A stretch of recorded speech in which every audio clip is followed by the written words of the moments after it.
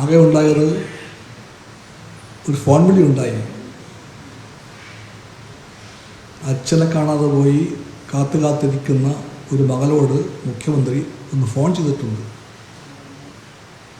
അതാണ് വലിയ രക്ഷാപ്രവർത്തനം. കടപ്പുറത്ത് എല്ലാവരും ചോദിക്കുന്നു, ഇവിടെ ഒരു ഫിഷറീസ് മന്ത്രി ഉണ്ടോ? ഉണ്ടെങ്കിൽ എവിടെ? നൂറുകണക്കിന് മനുഷ്യർ ജീവിക്കുന്നുണ്ട് ഇപ്പോൾ അഭയാർത്ഥി ക്യാമ്പുകളിൽ, ക്യാമ്പുകളിൽ കേരളം മുഴുവനും ഇപ്പോഴും ഉള്ളവർ. അവർ ചോദിക്കുന്നു, ക്യാമ്പുകൾ സംഘടിപ്പിക്കേണ്ട റവന്യൂ വകുപ്പ് എവിടെ? ഉദ്യോഗസ്ഥന്മാരെവിടെ? റവന്യൂ മന്ത്രി എവിടെ? പണ്ടെല്ലാം ഇത്തരം ഘട്ടങ്ങളിലൊക്കെ അടിയന്തരമായിട്ടും ഭക്ഷ്യവകുപ്പ് ഇടപെടും. ഇവിടെ ഇരിക്കുന്ന ഭക്ഷ്യമന്ത്രി, മുൻ ഭക്ഷ്യമന്ത്രി അല്പം പോലും വൈകാതെ ദുരന്തബാധ പ്രദേശങ്ങളിലൊക്കെ അപ്പോൾ തന്നെ ഫ്രീ റേഷൻ ഉറപ്പാക്കിയ ഗവൺമെൻറ് LDF ഗവൺമെൻറ്റാണ്. അതിൻ്റെ മന്ത്രിയാണ് ഇരിക്കുന്നത്. അതെല്ലാം ഓർമ്മയാണിപ്പോൾ. അങ്ങനെയൊന്നുമില്ല. ഒരു ക്യാമ്പിലും വെളിച്ചമില്ല, വെള്ളമില്ല, മരുന്നില്ല, ഡോക്ടറില്ല, സഹായികളില്ല, വോളണ്ടിയേഴ്സില്ല, ആരുമില്ല. എന്ത് പറ്റി കേരളത്തിന്? കേരളത്തിൽ ഇനിയുള്ള കാലത്തെല്ലാം ഉറപ്പിക്കണം, ഇത് കാലാവസ്ഥാ മാറ്റം യാഥാർത്ഥ്യമാണെന്ന് ബോധ്യപ്പെട്ട കാലമാണ്. ക്ലൈമറ്റ് ചേഞ്ച് റിയാലിറ്റി, അതുണ്ടാകും. ഉണ്ടാകുമ്പോൾ മുൻകൂട്ടി കാണാനാകാത്ത ഇത്തരം പ്രതിഭാസങ്ങളെല്ലാം ഉണ്ടായിക്കൊണ്ടേയിരിക്കും. ചിലപ്പോൾ ഉണ്ടായാൽ ഇടപെടാൻ പാകത്തിനുള്ള സംവിധാനമുണ്ട് കേരളത്തിൽ. ഒരു ഡിസാസ്റ്റർ സിസ്റ്റം ഉണ്ടായാൽ, അതിന് കൈകാര്യം സിസ്റ്റം ഉണ്ടല്ലോ ഇവിടെ. ഡിസാസ്റ്റർ മാനേജ്മെൻറ്റ് സിസ്റ്റം ഉണ്ടാകണം. അതിപ്പോൾ ഉണ്ടോ ഇവിടെ? പേപ്പറിൽ കണ്ടേക്കാം. ഡിസാസ്റ്റർ മാനേജ്മെൻറ്റിൽ ഈ സർക്കാർ സമ്പൂർണ്ണ പരാജയമാണ്. അതിൻ്റെ കണ്ടത് കേട്ടതല്ല. ഞങ്ങൾ പോയത് ആ മനുഷ്യരെ കാണാൻ വേണ്ടിയാണ്, കേൾക്കാൻ വേണ്ടിയാണ്, അവർക്കൊപ്പം നിൽക്കുമെന്ന് പറയാൻ വേണ്ടിയാണ്. പലപ്പോഴും ഞങ്ങൾക്ക് അവരുടെ മുമ്പിൽ തടയാൻ കഴിഞ്ഞില്ല കണ്ണുനീർ. ആ ദുഃഖത്തിന് മുമ്പിൽ, ആ പരാതിക്ക് മുമ്പിൽ മിണ്ടാനാകാത്ത വിധം ഞങ്ങളും പ്രയാസപ്പെട്ടിട്ടുണ്ട്. മനസാക്ഷിയുള്ളവർക്കെല്ലാം ആ അനുഭവം ഉണ്ടാകും. ഗവൺമെൻറ് ഇപ്പോൾ കണ്ടെത്തിയ മാർഗം അങ്ങോട്ട് പോകാതിരിക്കാം, ഒന്നും ചെയ്യാതിരിക്കാം. ഇപ്പോൾ പ്രശ്നമില്ലല്ലോ. അവർ പറഞ്ഞു, ഒരു അച്ഛനെ കാണാൻ കാത്തിരിക്കുന്നൊരു മകൾ പറഞ്ഞു, ഞങ്ങളൊക്കെ ജീവിക്കാൻ വേണ്ടി കടലിൽ പോയി മീൻ പിടിക്കാൻ പോകുന്ന ആളുകൾ, ആ കുട്ടിക്ക് വിദ്യാഭ്യാസമുണ്ട്, ഫിഷർമെൻ നമ്മൾ ഉപയോഗിച്ച വാക്ക്.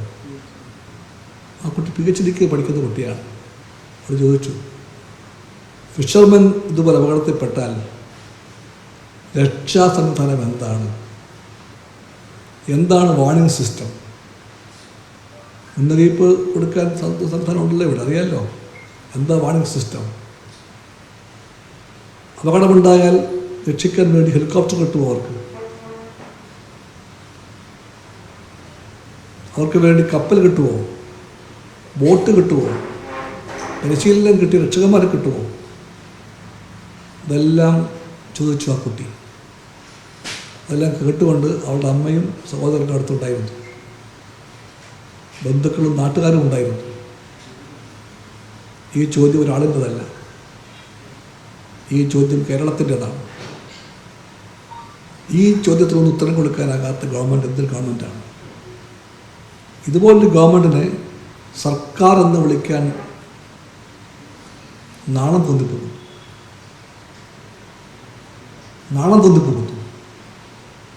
വർത്തമാനം മാത്രം പറഞ്ഞ് ഗിംനസ് കൊണ്ട് മാത്രം സർക്കാരാകില്ല. സർക്കാരാകേണ്ടത് പ്രവർത്തിക്കുമ്പോഴാണ്. ദുഃഖങ്ങളും ദുരിതങ്ങളും വരുമ്പോൾ അവരെ തേടി ചെല്ലുമ്പോഴേ ജനങ്ങൾക്ക് സർക്കാരിൻ്റെ അനുഭവപ്പെടും. അതിവിടെ ഇല്ല. കടലിലെ ഇത്തരം ഘട്ടങ്ങളിലൊക്കെ തെളിഞ്ഞൊരു കാര്യമുണ്ട്. വലിയ എക്സ്പെർട്ടൈസ്, പാണ്ഡിത്യമുള്ള സംവിധാനങ്ങളൊക്കെ ഉണ്ടായിരിക്കാം. വെസൽസ് കാണും, ഹെലികോപ്റ്റർ കാണും, എല്ലാം കാണും. പക്ഷെ കടൽ അറിയുന്ന മനുഷ്യരുണ്ട്. കടലിലെ ചുഴികൾ അടുത്തിട്ട് അവിടുത്തെ ആവാസ വ്യവസ്ഥകളുടെ പ്രശ്നങ്ങളും പ്രത്യേകതകളും എല്ലാവർക്കും അറിയാം. അവർ പഠിപ്പുള്ളവരായിരിക്കുകയില്ല, അവർക്ക് പാസ്സുണ്ടായിരിക്കുകയില്ല. പക്ഷെ അനുഭവത്തിൻ്റെ തെളിച്ചമുണ്ടവർക്ക്, അതിൻ്റെ അറിവുണ്ടവർക്ക്. ഇത്ര എല്ലാ ഘട്ടങ്ങളിലും ആ മനുഷ്യരെ നമ്മൾ ആശ്രയിക്കണം, ആ അറിവുകൾ ഉപയോഗപ്പെടുത്തണം. അത് ബോധ്യമുണ്ട് കേരളത്തിന്. 18 പ്രളയകാലം മുതൽ ഇങ്ങോട്ട് നമ്മൾ കണ്ടതാണ്. രക്ഷാസൈന്യം എന്ന് വിളിക്കാവുന്നിടത്തോളം അത്ര വലിയ രക്ഷാപ്രവർത്തനം കാഴ്ചവെച്ചു അവർ, മീൻപിടുത്തക്കാർ. ഇവിടുന്ന് കൊല്ലത്ത് നീണ്ടകരയിൽ നിന്ന് ആലപ്പുഴയിൽ നിന്നെല്ലാമുള്ള എത്രയോ മീൻപിടുത്തക്കാർ വഞ്ചുകളുമായി പോയി കിഴക്കൻ പ്രദേശങ്ങളിലേക്ക്. വെള്ളപ്പൊക്കം ഉണ്ടായ എല്ലാ സ്ഥലങ്ങളിലും അവരെത്തിയിട്ട് 2ാം നിലയിലെയും 3ാം നിലയിലെയുള്ള മനുഷ്യരെ, പ്രായമായവരെ, ഗർഭിണികളെ അടക്കം ഇഷ്ടപ്പെടുത്തി കൊണ്ടുവന്ന കാഴ്ചയും വാർത്തയും നമ്മളെല്ലാം അറിഞ്ഞവരാണ്. അന്നെല്ലാവരും വിളിച്ചവരെ രക്ഷാസൈന്യം എന്ന്. രക്ഷാസൈന്യത്തിൽപ്പെടുന്ന പലരും ഇപ്പോഴും ഉണ്ട് ഇവിടെ, പക്ഷെ അവരുപയോഗിക്കുന്നില്ല. ഇന്നലെ മന്ത്രി ജോൺ അവിടെ പോയിരുന്നു. എന്നിട്ട് പറഞ്ഞ് പിറ്റേന്ന് ഇന്ന് രാവിലെ 5:30 മണിക്ക് തിരച്ചിൽ ആരംഭിക്കും. ആ തിരച്ചിലിൽ സർക്കാരിൻ്റെ ഏജൻസികളുടെ കൂടെ പോകാൻ ഈ കടലിനെ പരിചയമുള്ള 10 ആളുകളെ വേണം എന്ന് പറഞ്ഞു. അത് ഒരുക്കി നിർത്തി. ഞങ്ങൾ 10:30 പോകുമ്പോഴും അവരെ കാണുമ്പോഴും അവരൊന്നും പോയിട്ടില്ല. സർക്കാർ സാധുമാരെ കാത്ത് അവരെപ്പോഴും കടപ്പുറത്തുണ്ട്. സർക്കാർ സാധുമാർ പിന്നെ എപ്പോഴും വന്നു എന്ന് കേട്ടു. ഇത് സർക്കാർ കാര്യം മുറ പോലെ പോയാൽ പോരാ. മുറ പോലെ പോകുന്ന സർക്കാർ കാര്യവുമായിട്ട് പോയാൽ കേരളത്തിൻ്റെ കടൽ തീരങ്ങളിലും മലയോരങ്ങളിലുമെല്ലാം ഇനിയും വിലപ്പെട്ട ജീവിതങ്ങൾ നഷ്ടപ്പെട്ടു പോകും. അതിനു മുൻപിൽ കൈകെട്ടിയിരിക്കുന്ന, കണ്ണുപൊട്ടിയിരിക്കുന്ന ഗവൺമെൻറ്റിനെ പറ്റി ഈ നാടിന് ഒന്നേ പറയാനുള്ളൂ, ഇത് നാണക്കേടാണ്. ഇവിടെ ഈ ഗവൺമെൻറ് പ്രവർത്തിക്കാത്ത ഗവൺമെൻറ്റാണ്. നാടിനെ വേണ്ടത് പ്രവർത്തിക്കുന്ന ഗവൺമെൻറ്റിനെയാണ്. ഡിസാസ്റ്റേഴ്സ് ഉണ്ടായപ്പോഴെല്ലാം 10 കൊല്ലക്കാലം കേരളത്തിൽ പ്രവർത്തിച്ച് കാണിച്ചു കൊടുത്ത ഗവൺമെൻറ്റിൻ്റെ ആ മധുരയെ ചൂണ്ടിക്കാണിച്ചുകൊണ്ട് പറയുന്നു, ഈ ഗവൺമെൻറ് പല പാഠങ്ങളും പഠിക്കണം, ഈ ഗവൺമെൻറ് ആക്ട് ചെയ്യണം. ഇപ്പോൾ തന്നെ വളരെ വൈകിട്ടുണ്ട്. ഇനിയും വൈകാതെ അടിയന്തിരമായിട്ട് സർക്കാർ സംവിധാനങ്ങളെല്ലാം ഇടപെടണം, രക്ഷാപ്രവർത്തനം ഊർജിതപ്പെടുത്തണം, രക്ഷിക്കാൻ കഴിയുന്ന അവസാനത്തെ ആളിനെ വരെ രക്ഷിക്കണം. ഇതെല്ലാം കഴിഞ്ഞാൽ ജീവിതങ്ങൾ നഷ്ടപ്പെട്ടു പോയവരുടെ കുടുംബങ്ങളെ രക്ഷിക്കണം, അവർക്ക് അർഹതപ്പെട്ട നഷ്ടപരിഹാരം കൊടുക്കണം. ആ കുടുംബങ്ങളിലെ അവരുടെ ബന്ധുക്കൾക്ക് ജീവിക്കാൻ മതിയാകുന്ന വേതനം കിട്ടുന്ന ജോലി കൊടുക്കണം. ഉറപ്പുണ്ടാക്കണം. അതിലൊക്കെ നഷ്ടപരിഹാരം, ജോലി, പുനരധിവാസം, ഇതെല്ലാം ഇതിൻ്റെ ഭാഗമാണ്. അതെല്ലാം അറിയാൻ കേരളത്തിന്. അതെല്ലാം ഇവിടെ ചെയ്ത് കാണിച്ചു കൊടുത്തിട്ടുണ്ട് LDF ഗവൺമെൻറ്. ആ വഴിക്ക് പോകാൻ ഈ വൈകിയ വേളയിലെങ്കിലും സർക്കാർ തയ്യാറാക്കണം. വനിയിൽ ഉദ്യോഗസ്ഥന്മാരെ പലരെയും ബന്ധപ്പെട്ട MLAയും മുൻ മന്ത്രിയുമാണ്. അതേപ്പറ്റി പറയും. ഞങ്ങൾ പോയ വീടുകൾ അഞ്ചുതെങ്ങിലെ ഷിജിൻ്റെ വീട്ടിൽ ഞങ്ങൾ പോയിരുന്നു. അവിടെ തന്നെയാണ് ഫ്രീമൻ എന്ന ചെറുപ്പക്കാരൻ്റെ വീട്ടിൽ പോയിരുന്നു. ഫ്രീമൻ ഇന്ന് ജീവിച്ചിരിപ്പില്ല. ഷിജിൻ കാണാതായ ആളാണ്. വിഴിഞ്ഞത്തെ ജോൺ മാത്യാസിൻ്റെ വീട്ടിൽ ഞങ്ങൾ പോയിരുന്നു. കാണാതായ ആളാണ്. ഷിജിൻ്റെ വീട്ടിലെ ഭിത്തിയിലൊരു കലണ്ടറുണ്ട്. ആ കലണ്ടറിൽ ഷിജിൻ്റെയും ഭാര്യയുടെയും കല്യാണ ഫോട്ടോയുണ്ട്. ആ ഫോട്ടോ മനസ്സിൽ നിന്ന് മായുന്നില്ല. ആ ഫോട്ടോയ്ക്ക് താഴെ ഇരുന്നുകൊണ്ട് ചോദിക്കുകയാണ് ഷിജിൻ്റെ ഭാര്യ, 2 കൊച്ചുമക്കളുമുണ്ട്, എൻ്റെ ഭർത്താവ് എവിടെയെന്ന്. എൻ്റെ ഭർത്താവിനെ എനിക്ക് വേണമെന്ന് പറയുകയാണ്. അങ്ങനെ പറഞ്ഞ് കരയുന്ന ഒരു ചെറുപ്പക്കാരിയായ ഭാര്യയോട്, 2 കുഞ്ഞുങ്ങളുടെ അമ്മയോട് ഒരു നേതാവിനും ഒരു മന്ത്രിക്കും ഒരു സംവിധാനത്തിനും എന്തെങ്കിലും പറഞ്ഞൊഴിഞ്ഞു പോകാൻ അവകാശമില്ല. അതൊക്കെ മനസ്സിലാക്കാൻ മനസാക്ഷി വേണം, മനുഷ്യത്വം വേണം. ഞങ്ങൾ പിന്നെ അവസാനം പോയത് കല്ലിയൂരെ രാജേഷിൻ്റെ വീട്ടിലാണ്. കൂടെ പോയ ആളിൻ്റെ ജീവൻ രക്ഷിക്കാൻ വേണ്ടി സ്വന്തം ജീവൻ പരിഗണിച്ച രാജേഷ്. ഓരോ വീട്ടിലെയും കാര്യങ്ങൾ ഞാൻ പറയുന്നില്ല, അതെല്ലാം ഞങ്ങളുടെ മനസ്സിലെപ്പോഴും ഉണ്ടായിരിക്കും. അവിടെയൊക്കെ പോകണം മുഖ്യമന്ത്രി, മന്ത്രിമാർ, അവരെല്ലാം കാണണം. കാണുമ്പോൾ കുറേ പാഠങ്ങൾ പഠിക്കും, അറിയാതെ ശുദ്ധീകരിക്കപ്പെടും.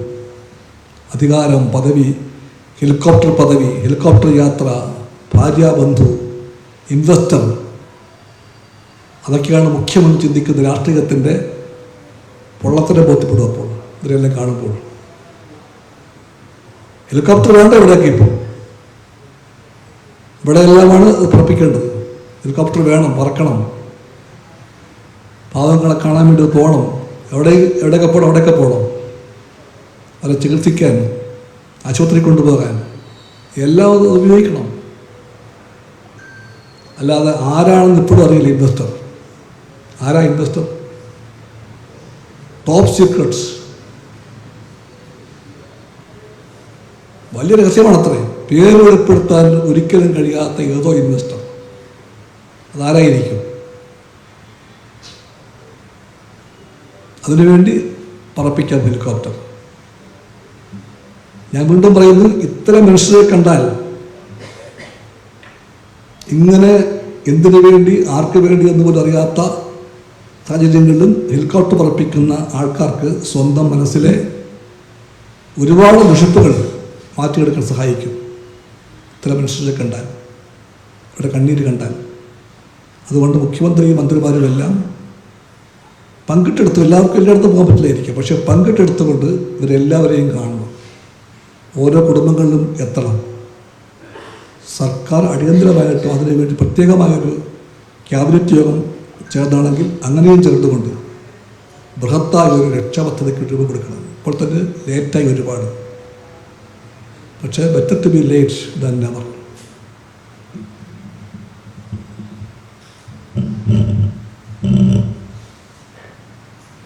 ബിനോയ് ചേട്ടൻ പറഞ്ഞ ഇതിനൊക്കെ കൂടുതൽ കാര്യങ്ങളിലേക്ക് കിടക്കുന്നില്ല.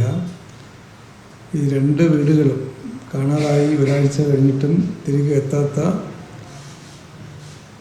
അഞ്ചുതെങ്ങിലെയും പുല്ലുവിളയിലെയും 2 വീടുകളിൽ മക്കളും ഭാര്യയും അമ്മയും അമ്മുമ്മയും ഒക്കെയുള്ള കുടുംബാംഗങ്ങൾ വേദനയോടെ വിളിച്ചു പറയുന്ന കാര്യങ്ങൾ കാണാൻ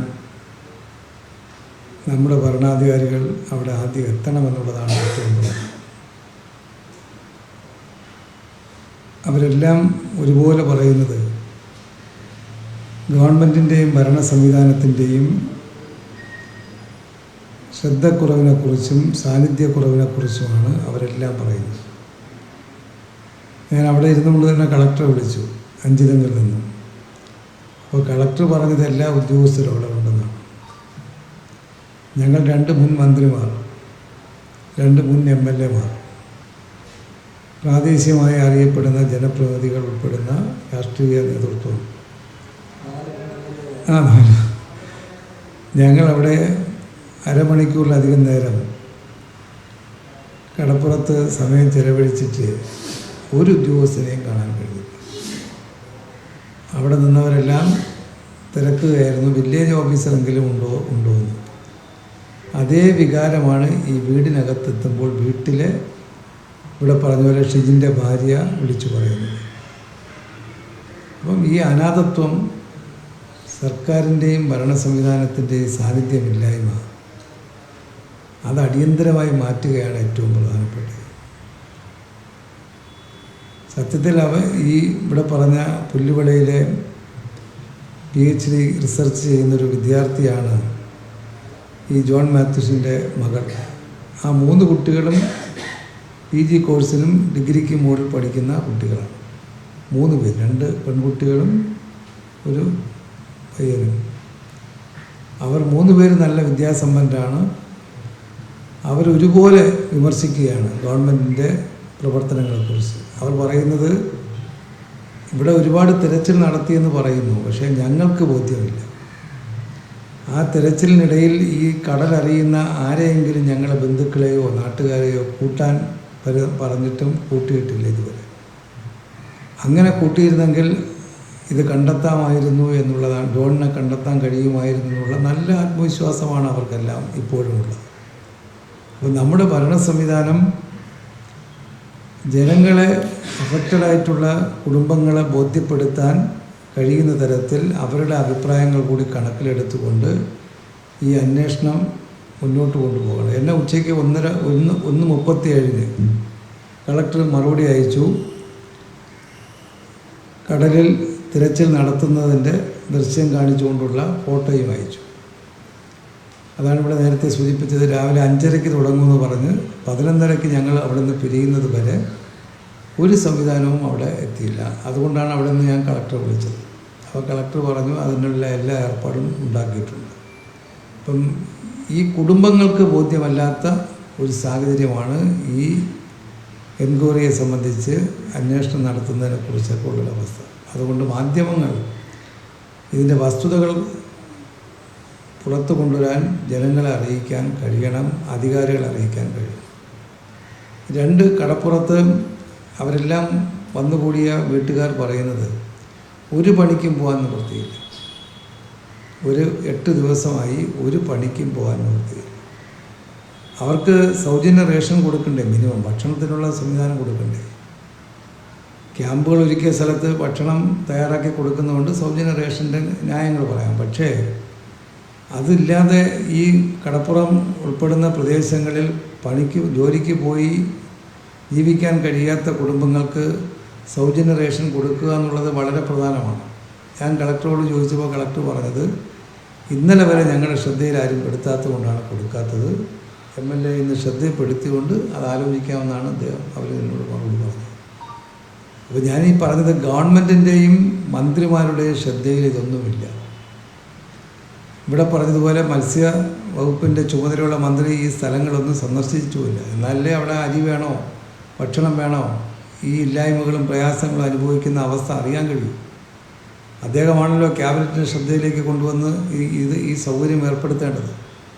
അപ്പോൾ ഇത് കടുത്ത നിരാശ ഉണ്ടാക്കുന്ന അനാസ്ഥയാണ് നമ്മുടെ നാട്ടിൽ കേരളത്തിൽ ഈ മഴക്കാലവുമായി ബന്ധപ്പെട്ടും കടൽക്ഷോഭവുമായി ബന്ധപ്പെട്ടും ഉണ്ടായിട്ടുള്ളത് എന്ന് പറയാതിരിക്കാൻ നിവൃത്തിയില്ല. ഒരു കാര്യം ഞാൻ പറയാൻ ആഗ്രഹിക്കുന്നുണ്ട്. വേറൊന്നുമല്ല, അവർ പറഞ്ഞൊരു കാര്യമാണ്, ഞങ്ങളുടെ പണ്ടത്തെയല്ല, അവർ പറഞ്ഞതാണ്. ഈ ഒരു സംഭവം ഉണ്ടായാൽ കടലിൽ അടികൊഴുക്കും വെയിലൊഴുക്കും എല്ലാം അറിയുന്ന ആൾക്കാരുണ്ട്, അനുഭവങ്ങൾ പണ്ടുവരെയുള്ളവരുണ്ട്. അതിൻ്റെ വെളിച്ചത്തിൽ 100 കണക്കിന് യാനങ്ങൾ, ചെറുതും വലുതുമായ യാനങ്ങൾ, വലിയ ബോട്ടുകൾ, ചെറിയ വള്ളങ്ങളടക്കമുള്ള ഒരു ഭാഗത്തന്നെ കോമ്പ് ചെയ്യണം. ഇഷ്ടവട്ടല്ല, കന്യാകുമാരിക്കടുത്ത് വരെ പോകണം. ഒരു അടിയൊഴുക്കോ വെയിലൊഴുക്കോ വന്നിട്ടൊരു ബോഡി ഉണ്ടെങ്കിൽ അത് എവിടേക്ക് എത്താം.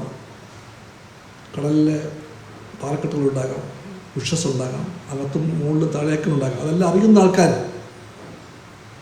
അവരുടെ ഒരു വലിയ വ്യൂഹം വേണ്ടത്ര യാനങ്ങളുമായിട്ട് തിരച്ചിൽ നടത്തണം. ഊർജിതമായ തിരച്ചിൽ. ആ തിരച്ചിലുണ്ടായാൽ കൃത്യമായിട്ട് നമുക്ക് പൂവ് അല്ലെങ്കിൽ ഇല്ല എന്ന് പറയാൻ പറ്റുമെന്ന് അവരൊക്കെ പറയുന്നു. തള്ളിക്കളയാൻ പറ്റില്ല. അവരെ കേൾക്കണം.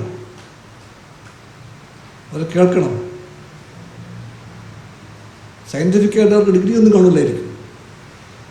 പക്ഷെ എല്ലാ ഡിഗ്രിയേക്കാളും കവിഞ്ഞ അനുഭവജ്ഞാനം അവർക്കുണ്ട്. അവർക്ക് അതിൻ്റെ ഒരു പ്രാധാന്യവും പരിഗണനയും കൊടുക്കണം. ഈ ആവശ്യത്തെപ്പറ്റി അത് തള്ളിക്കളയാൻ പാടില്ല. അതെല്ലാ ഗൗരവത്തിലും കമ്മ്യൂണിസ്റ്റ് പാർട്ടി ആവർത്തിക്കുന്നു. പാവങ്ങൾ പറഞ്ഞ ഒരു ആശയമായതുകൊണ്ട് അതിന് കൊടുക്കേണ്ട എല്ലാ ബഹുമാനവും കൊടുക്കാൻ ഞങ്ങൾ തയ്യാറാണ്, സർക്കാർ തയ്യാറാകുന്നത്.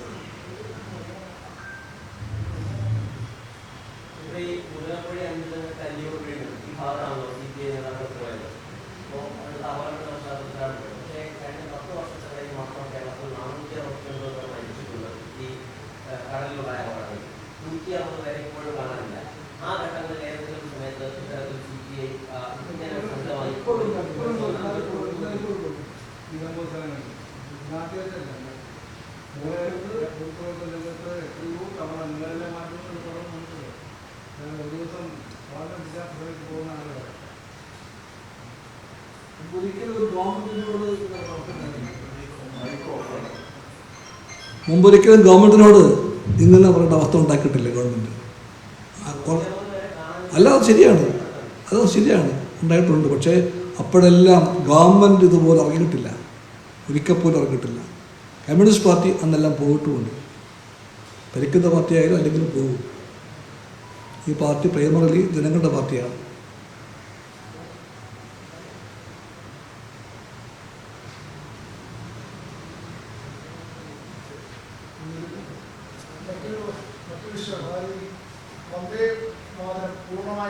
അതൊക്കെ വേറെ പറയും, ഇന്ന് വേണ്ട, ഇന്ന് ഇത് മാത്രം.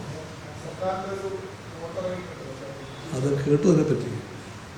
വന്ദേ മാതരത്തിൻ്റെ ആദ്യത്തെ 2 സ്റ്റാൻസ് കഴിഞ്ഞാൽ പിന്നെയുള്ളതെല്ലാം ഒരു പ്രത്യേക മതത്തിൻ്റെ ദൈവങ്ങളെ പറ്റിയുള്ള സ്തുതികളാണ്. ഇന്ത്യ ഒരു മതരാഷ്ട്രമല്ല, ഇതൊരു മതനിരപേക്ഷ രാഷ്ട്രമാണ്. എല്ലാ മതങ്ങൾക്കും ഒരു മതത്തിലും പെടാത്തവർക്കും തുല്യസ്ഥാനമുണ്ടെന്ന് പറയുന്നൊരു ഭരണഘടനയുണ്ട് ഇവിടെ. അങ്ങനെ ഒരു സെക്യുലർ സ്റ്റേറ്റിൽ ഇതുപോലൊരു ഗാനത്തെ ദേശീയ ഗാനമെന്നോ ദേശീയ ഗീതമെന്നോ ഒക്കെ വിളിക്കുന്നത് ഉചിതമാണെന്ന് തന്നെ വെച്ചാൽ മതി. അതുകൊണ്ട് വിട്ടയായിട്ടായിരിക്കും അവർ ഭാഗ്യം കണ്ടെത്തിയത്. ആദ്യത്തെ 2 സ്റ്റാൻസ് ചെല്ലാം, ബാക്കി ചെല്ലേണ്ടതില്ല. ഈ 3ാമത്തെ സ്റ്റാൻസ് മുതലാണ് ഈ പറയുന്നത് പ്രത്യേക മതത്തിൻ്റെ ദൈവങ്ങളെ സ്തുതിക്കുന്നു. അതിൻ്റെ അവസ്ഥ എന്ന് പോയാൽ ആ മതത്തിൽ പെടാത്ത എത്രയോ മനുഷ്യർ ജീവിക്കുന്നത് കോടിക്കണക്കിന് പേർ. അവരുടെ മനസ്സിൽ അറിയാത്തൊരു ചിന്ത വരും, ഈ രാഷ്ട്രം എന്നോട് നീതി കാണിക്കുന്നുണ്ടോ? അല്ലെങ്കിൽ തന്നെ ഒരുപാട് കാരണങ്ങളാണ്. ന്യൂനപക്ഷ മതങ്ങളിൽപ്പെട്ടവർക്ക് രക്ഷിതാവസ്ഥ ഉള്ള ഈ നാട്ടിൽ അവരെ കൊല്ലാനും ആക്രമിക്കാനും അവരുടെ പള്ളികളെ ഇല്ലാതാക്കാനും ശ്മശാനം കത്തിക്കാനും ഒക്കെയുള്ള പരക്കമ്പത്തിൽ കാണുന്ന നാട്ടിൽ അല്ലെങ്കിൽ തന്നെ അവർക്കൊരു ഇൻസെക്യൂരിറ്റി ഉണ്ട് ഇവിടെ. ആ ചുറ്റുപാടിൽ ഗവൺമെൻറ്റിൻ്റെ എല്ലാ ഉദ്യോഗ ഫങ്ഷൻസിലും ഇതുപോലെ പ്രത്യേക തരത്തിൽപ്പെട്ട ഒരു മതത്തിൻ്റെ മാത്രം ദൈവങ്ങളെ സ്തുതിക്കുന്നൊരു പാട്ട് പാടിയിട്ട് അതാണ് ദേശീയ ഗീതമെന്ന് പറഞ്ഞാൽ ഉണ്ടാകാൻ പോകുന്നൊരു അവസ്ഥയെപ്പറ്റി ചിന്തിക്കേണ്ടത് ഗവൺമെൻറ്റാണ്. ഈ സർക്കാർ വന്ന അന്ന് സിയറിംഗിൻ സർവേയിൽ തന്നെ നമ്മൾ കണ്ടതാണ്. ഇതെല്ലാം ചൊല്ലിച്ചു. അന്ന് എന്തോ പറഞ്ഞു മുഖ്യമന്ത്രി, അറിഞ്ഞില്ലെന്നോ കേട്ടില്ലെന്നൊക്കെ. ഒരു പ്രശ്നം ഗുരുതരമായ കാര്യമാണ്. പക്ഷെ ഞങ്ങളത് ഇന്നത്തെ ഈ പ്രസ് കോൺഫറൻസിൽ അത് പറയാൻ ആഗ്രഹിക്കുന്നില്ല.